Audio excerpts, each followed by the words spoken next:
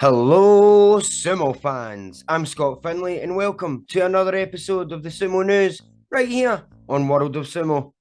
Sorry for my absence lately, folks, but I had a lot on with the family over the holiday season, so had to take a short break. But I am back, and boy, have we got some doozies going into New Year.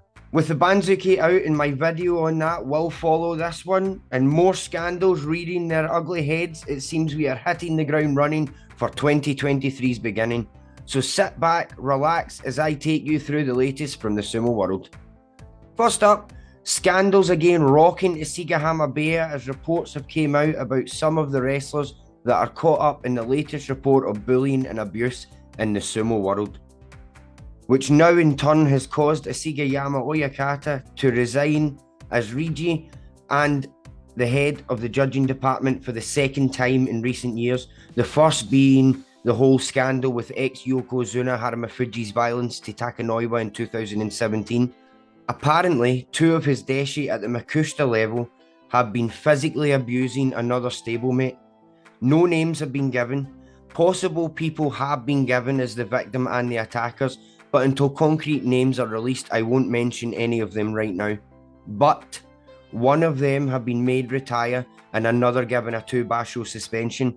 The one forced to retire being the worst perpetrator, apparently beating him with a wooden plank back in April, beating him in the stomach in July, stepping on him multiple times, and even disgustingly poured boiling water down his bare back.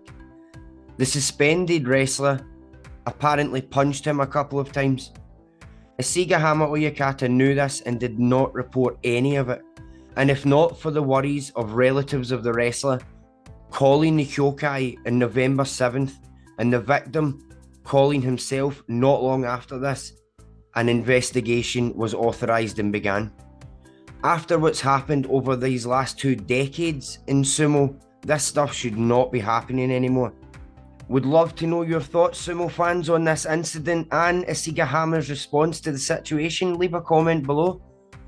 Up next, Ichinojo receives a 1-basho suspension, so we will not see him compete in January as he admits to breaking COVID protocol in November of 2020 and again in the August of 2021. So this will probably see him down to the top of Juryo, maybe the bottom of Makuuchi, we'll see.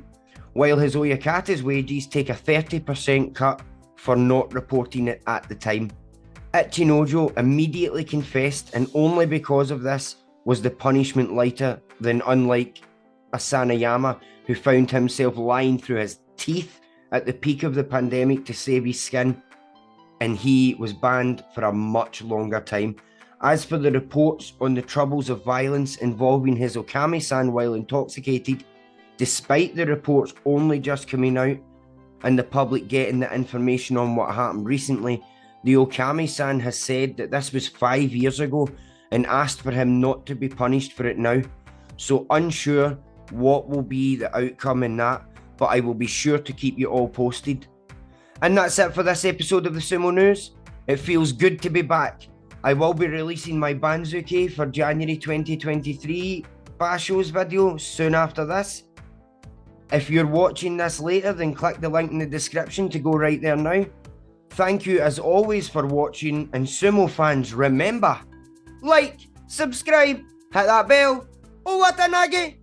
Damn, I miss saying that. See y'all in the next one.